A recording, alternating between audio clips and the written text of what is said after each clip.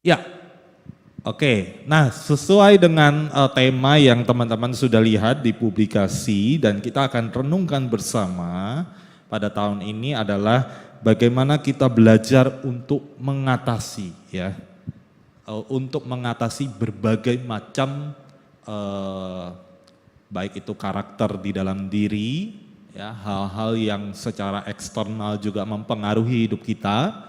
Dan itu akan dimulai dengan hari ini ya, sebuah tema yang diberikan judul Overcoming Fear. Berbicara tentang ketakutan ada banyak sekali ya di dalam hidup ini, setiap kita pasti memiliki yang namanya rasa takut. Rasa takut yang kita miliki itu berbeda-beda ya. Mungkin ada yang takut dalam studinya, dalam pekerjaan, tapi mungkin juga ada yang takut dalam hal-hal yang sepele ya, mungkin dalam keseharian sehari-hari. Nah, tapi kita akan belajar dari satu bagian firman Tuhan bagaimana prinsip kita menghadapi ketakutan itu. Di dalam kita menjalani kehidupan kita secara khusus di tahun 2023 ini, bagaimana kita mengatasi ketakutan itu dengan berdasarkan kepada firman Tuhan atau Tuhan sebagai penolong di dalam kehidupan kita. Nah, teman-teman, mungkin saya akan mulai dengan sebuah istilah yang sangat hype juga ya belakangan ini, yaitu FOMO ya. FOMO, siapa yang di sini FOMO ya? Mungkin mulai ngerasa ya, oh ada tuh temanku gitu ya.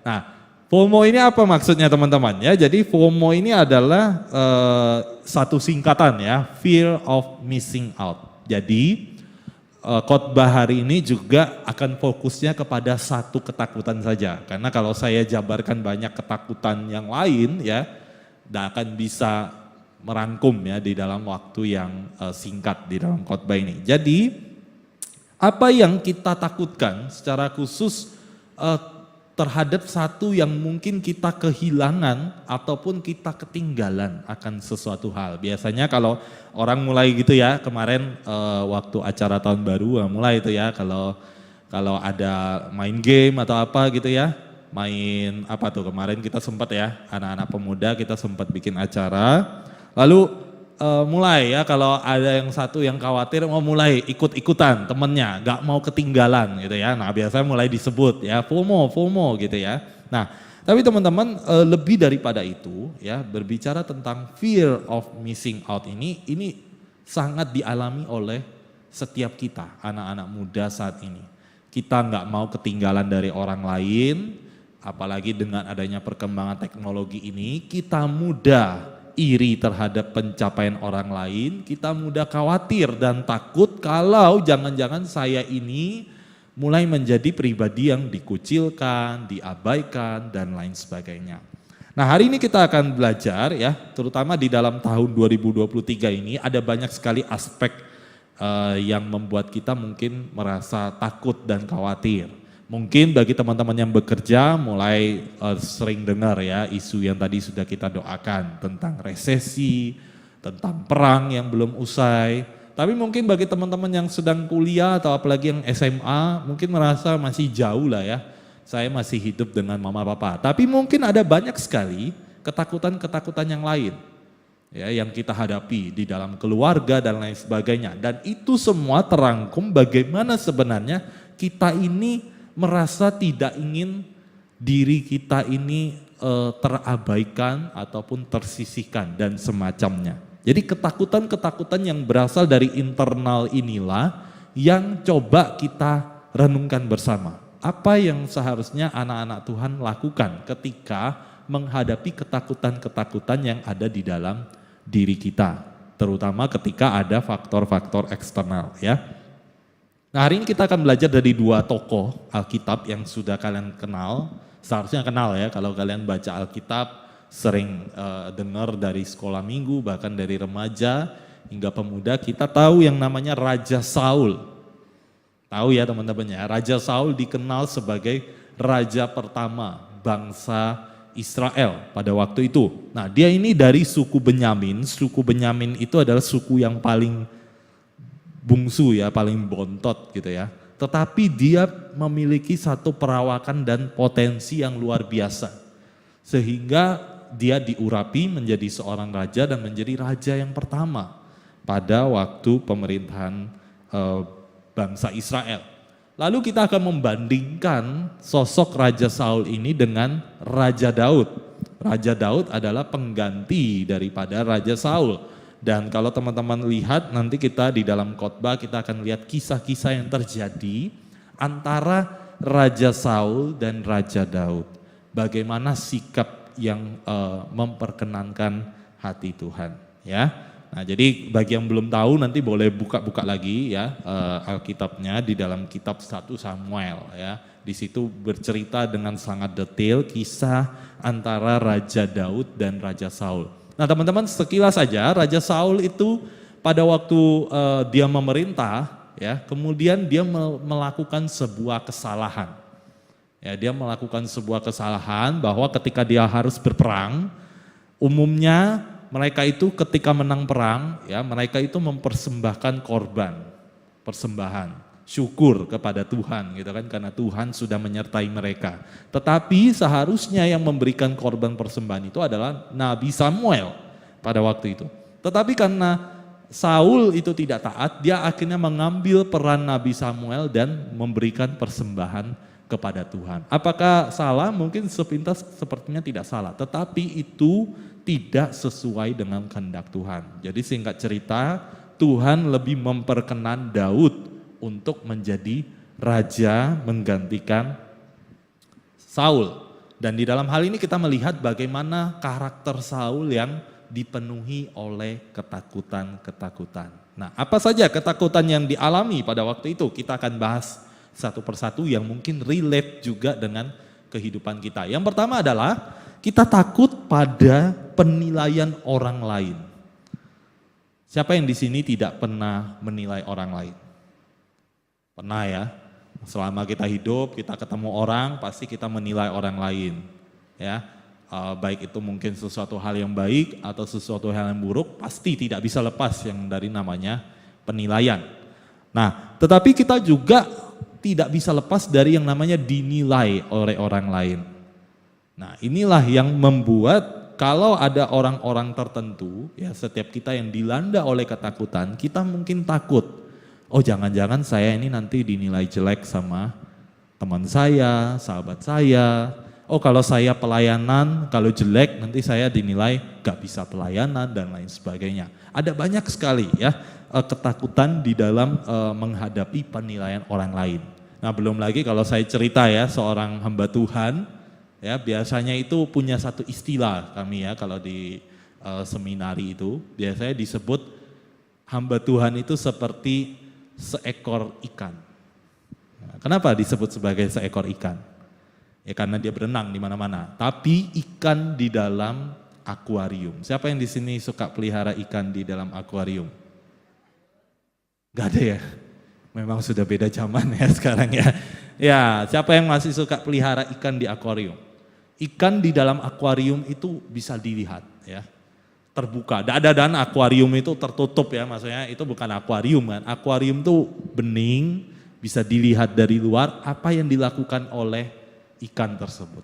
Nah, jadi ibarat kata ya, kita selalu pakai slogan itu ya, bahwa hamba Tuhan itu dinilai ya, dinilai oleh banyak orang. Termasuk bukan hanya hamba Tuhan, para jemaat, aktivis, siapapun setiap kita pasti pernah merasakan kita itu seperti dinilai dari luar, seperti ikan di dalam akuarium.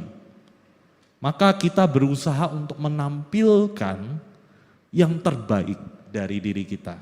Bahkan tak jarang kita memakai yang namanya topeng untuk supaya apa? Supaya ketika kita dinilai oleh orang lain, orang menilai kita itu baik. Nah, inilah yang terjadi yang akhirnya menimbulkan sebuah ketakutan yang terjadi pada diri Saul pada waktu itu. Ketika Saul menang dalam perang, dia dielu-elukan oleh bangsa Israel. Wah, Saul hebat, Saul luar biasa, dia adalah raja yang memimpin kita. Tetapi ya, Alkitab mencatat di dalam 1 Samuel pasal yang ke-13, ketika Saul akhirnya menunggu Nabi Samuel, ayo mana nih Samuel ya, kok tidak datang, lalu mempersembahkan korban syukur ya kepada Tuhan. Maka Alkitab mencatat pada waktu itu Saul mulai ditinggalkan oleh rakyat-rakyatnya. Sebab apa? Mereka merasa bosan, ya terlalu lama, mana Samuel nggak datang-datang. Ya udah kita pulang aja. Ketika para rakyat itu mulai pulang, Saul menjadi takut.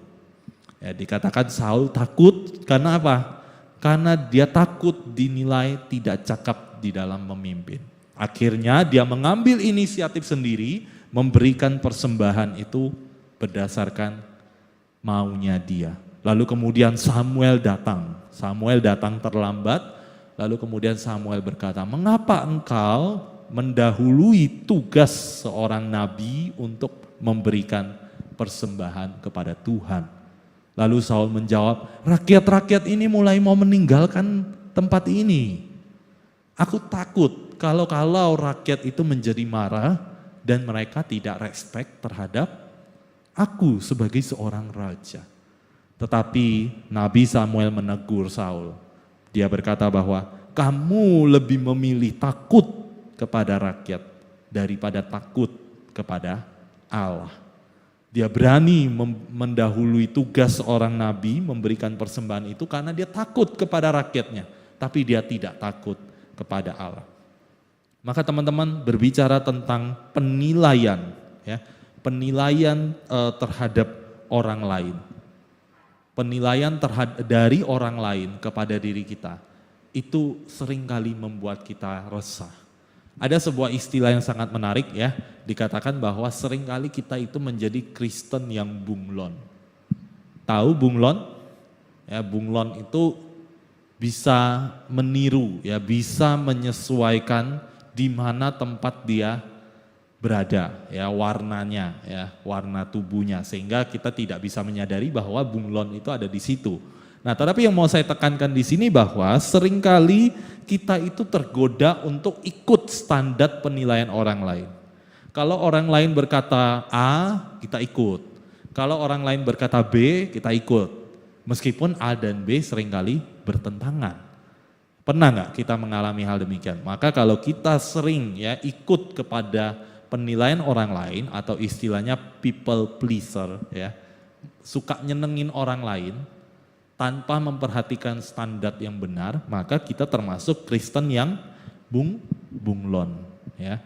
Nah, maka teman-teman, penilaian orang lain itu seringkali ya seharusnya tidak menjadi standar yang paling utama, apalagi mendrive diri kita, mendrive rasa takut kita sehingga kita mau menampilkan yang terbaik hanya untuk orang-orang menilai kita baik ya di dalam hal ini. Nah, maka dari itu teman-teman, kita akan bandingkan dengan apa yang terjadi pada Daud. Daud seorang yang muda, dia penggembala domba, ya. Tetapi Alkitab mencatat Daud punya keberanian. Daud punya keberanian untuk menantang Goliat. Bayangkan kalau Daud itu terpengaruh oleh omongan orang.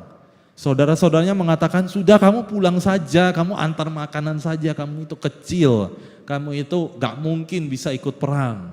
Bahkan ayahnya pun mendiskreditkan dia, ya.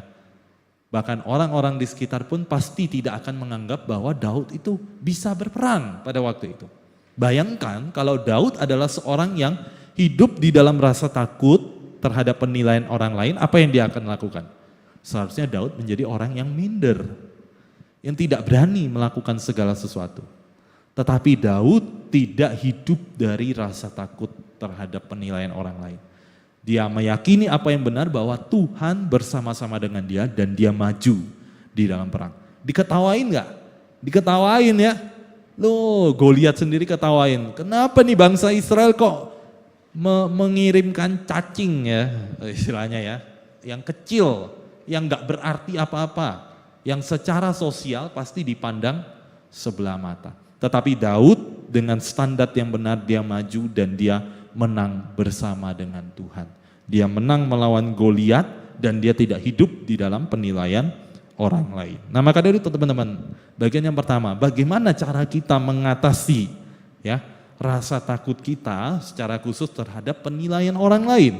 Marilah kita menyadari ya, bahwa setiap kita itu diciptakan berharga dan unik. Orang dunia, orang luar mungkin bisa menilai kita jelek.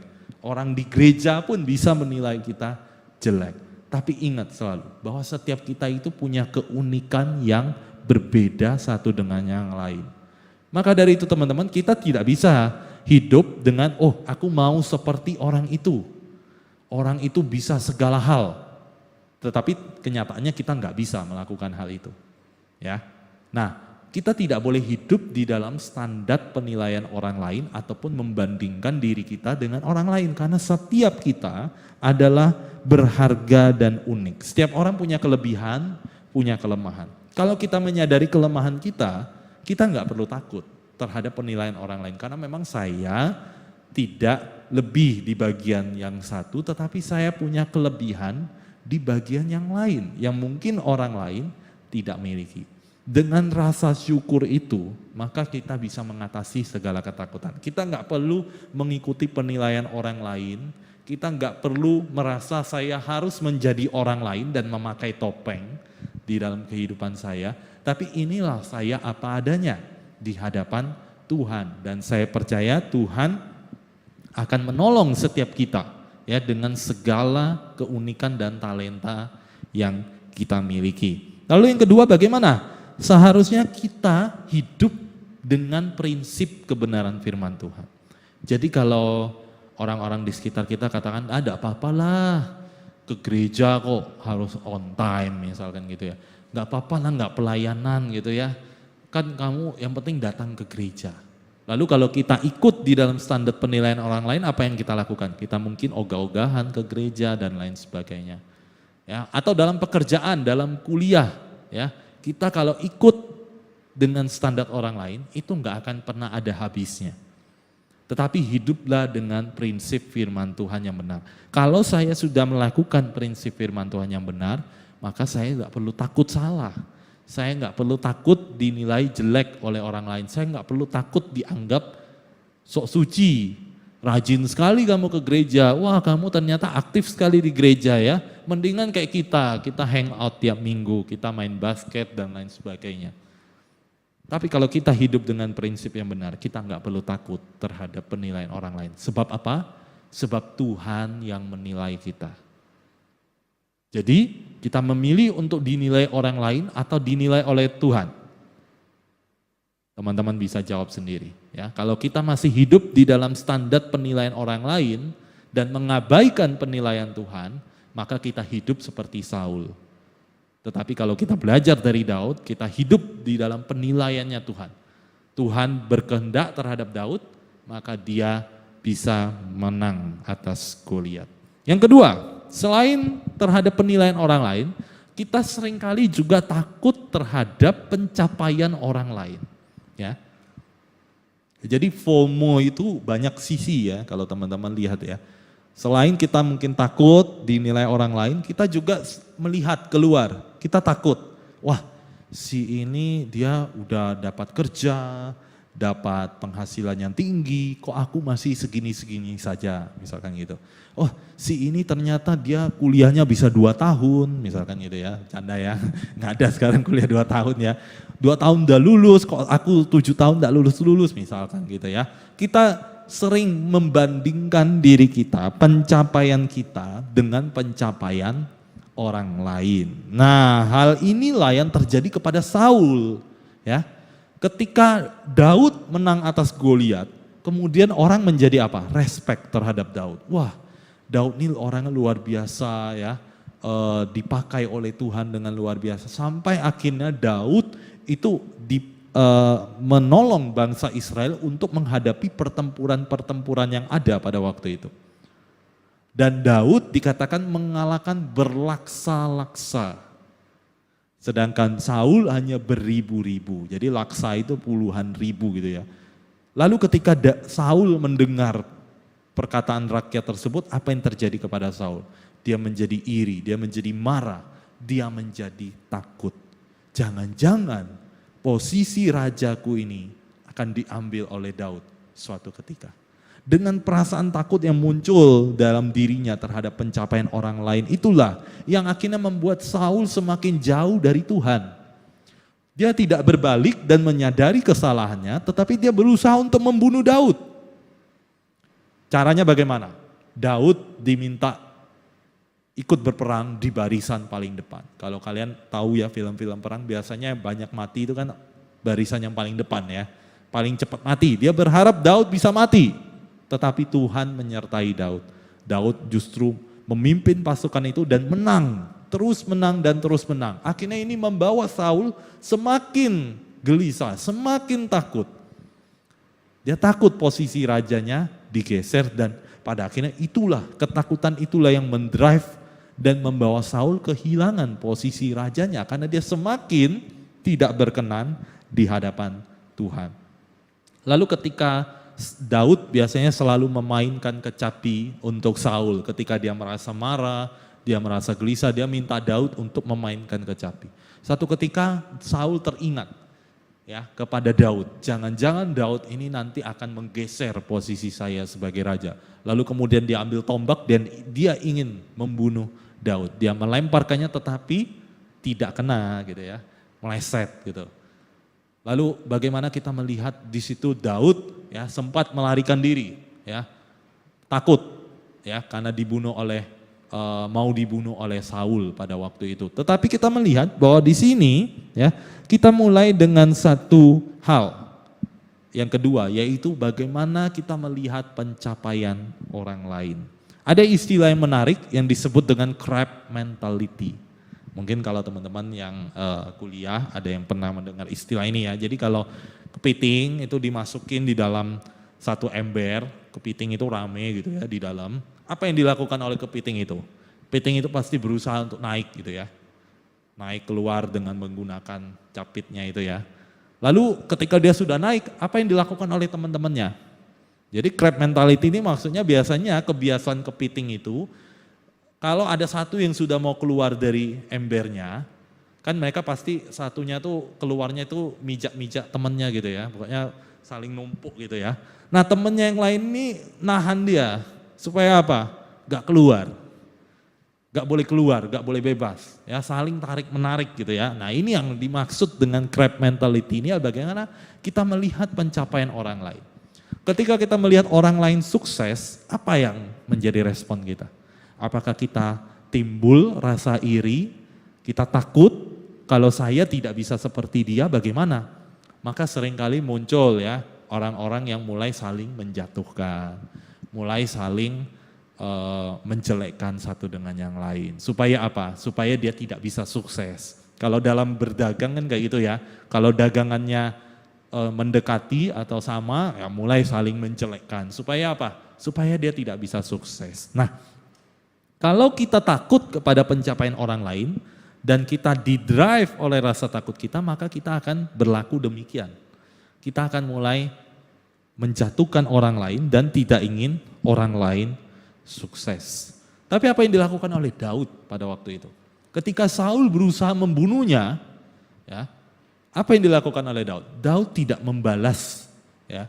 Di dalam 1 Samuel pasal yang ke-18 kalau teman-teman membaca, satu ketika Saul itu ikut berperang, ya sedang berperang. Lalu kemudian di dalam perang itu kan perang itu enggak langsung perang gitu ya, tapi ada waktu mereka beristirahat dan lain sebagainya. Nah satu ketika Saul itu sedang tertidur dan Daud itu punya kesempatan untuk membunuh Saul pada waktu itu. Tetapi Daud tidak melakukannya sebab dia tahu bahwa Saul itu adalah raja pertama yang juga diurapi oleh Tuhan. Daud punya kesempatan pada waktu itu. Ini saatnya kalau aku mau jadi raja, aku sudah disenangi oleh rakyat. Aku sudah mendapatkan prestasi yang baik. Ya sudah sekalian aku bunuh saja dia. Tapi Daud tidak melakukan hal itu. Dan itulah hal yang membuat Daud semakin diperkenan oleh Tuhan. Berbeda dengan Saul. Saul yang dilanda dengan ketakutan, dia berusaha untuk menyingkirkan saingannya. Dia berusaha untuk membunuh Daud. Tapi tidak berhasil. Nah disinilah kita melihat, kalau kita hanya sekedar takut kepada pencapaian orang lain, hidup kita itu tidak akan pernah berkembang. Hidup kita hanya akan dilingkupi oleh iri hati, ingin menjatuhkan orang lain dan lain sebagainya. Tapi kita belajar dari Daud, bagaimana dia mengatasi ketakutannya itu. Dia takut dibunuh oleh Saul, ya kan? Bayangkan orang yang mau dibunuh kok masih tidak balas gitu ya. Dia punya kesempatan untuk bunuh Saul, tapi dia tidak lakukan hal itu. Disinilah kita melihat Daud itu mengatasi rasa ketakutannya. Dia tidak mengejar yang namanya pencapaian. Dia tidak mengejar jabatan raja itu. Tetapi itulah yang semakin membuat Daud diperkenan oleh Tuhan. Maka dari itu teman-teman, kita belajar ya di bagian kedua ini. Bagaimana kita mengatasi rasa takut kita terhadap pencapaian orang lain. Maka kita harus belajar untuk bersyukur.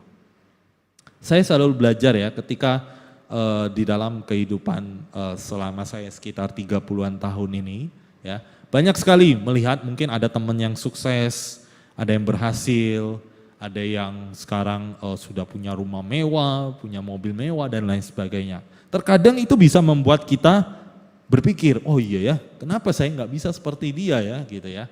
Tetapi saya belajar untuk mensyukuri apa yang sudah kita miliki. Ya. Belajar mensyukuri apa yang kita miliki itu adalah sesuatu yang kadang-kadang sering kali kita lupakan. Saya selalu dinasehati juga ya oleh orang tua saya. Orang tua saya selalu berkata, kalau kamu ya melihat selalu ke atas ya. Satu sisi positif ya, kita termotivasi. Tetapi kalau itu membuat kita selalu hidup di dalam persaingan dan ketakutan, lebih baik kamu melihat ke bawah. Artinya apa? Artinya kalau kita lihat ke bawah, apa yang kita lihat? Masih banyak orang yang hidupnya itu jauh lebih susah daripada kita. Sehingga kalau kita boleh ada sampai dengan saat ini, kita boleh mensyukurinya. Kalau kita lihat ke atas, yang timbul adalah apa? Seringkali kita ngedumel sama Tuhan ya. Kok aku tidak seperti orang itu? Sehingga tidak ada lagi ucapan syukur yang terlontar dari diri kita. Tapi kalau kita belajar untuk melihat orang-orang yang lebih susah, maka kita akan belajar untuk bersyukur kepada Tuhan.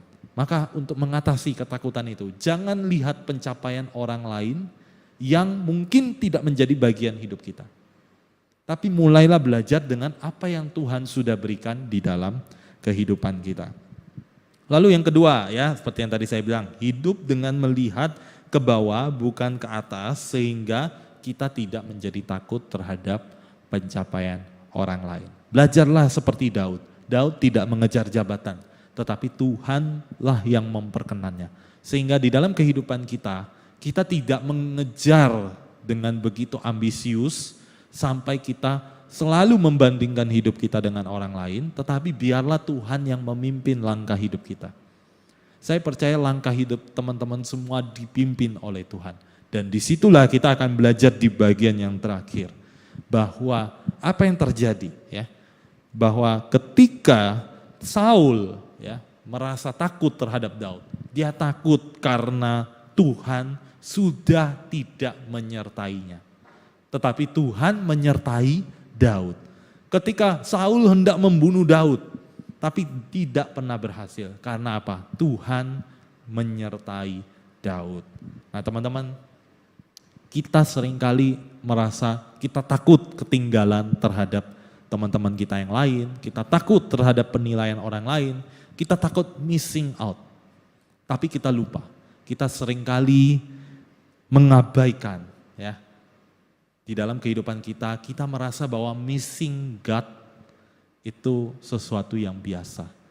Kita nggak merasa takut lagi, kita takut terhadap penilaian orang lain dan orang-orang sekitar kita, tapi kita lupa bahwa seringkali kita kehilangan Tuhan di dalam kehidupan setiap kita. Manakah yang kita pilih? Apakah kita lebih memilih takut terhadap penilaian manusia atau terhadap Allah? Fear of missing God. Ya, jangan sampai ya kita menjadi orang yang akhirnya tidak lagi disertai oleh Tuhan. Jangan sampai hidup kita itu hanya mengandalkan kekuatan diri kita sendiri dan melupakan Tuhan. Hal inilah yang terjadi kepada Saul. Makin larut kalau teman-teman baca ya, Saul itu dilanda oleh ketakutan demi ketakutan yang membuat dia semakin jauh dari Tuhan. Lalu kita lihat bagaimana akhir hidup Saul. Saul akhirnya di dalam akhir hidupnya dia memilih untuk bunuh diri. Ya. Dia dilanda oleh ketakutan itu dan dia tidak bisa move on. Ya. Dia tidak bertobat, dia tidak berbalik kepada Tuhan. Sehingga akhirnya dia mati dalam ketakutannya dan dia memilih untuk bunuh diri. Hal ini berbeda terbalik dengan Daud. Daud hidupnya apakah mulus-mulus saja? Tidak. Dia pernah berdosa? Ya. Dia pernah berzina? Ya. Dia pernah lalai sebagai raja? Ya. Tapi dia tidak lupa balik kepada Tuhan. Dia tidak lupa berjalan bersama dengan Tuhan. Kalau dia jatuh di dalam dosa, dia berdoa kepada Tuhan, dia berbalik kepada Tuhan. Sehingga dia tetap menjadi pribadi yang diperkenan oleh Tuhan. Karena apa? Dia selalu menyertakan Tuhan di dalam setiap kehidupannya. Bagaimana dengan setiap kita teman-teman? Ya, ada sebuah kisah tentang sepasang jejak kaki.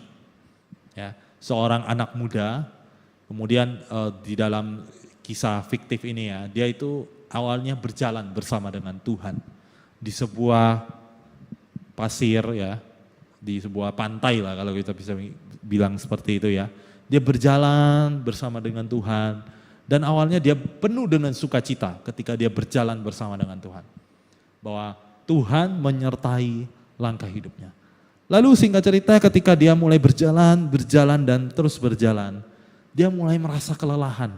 Ya, dia mulai merasa lelah dan capek gitu ya.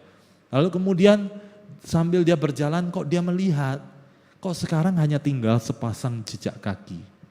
Mana jejak kaki Tuhan?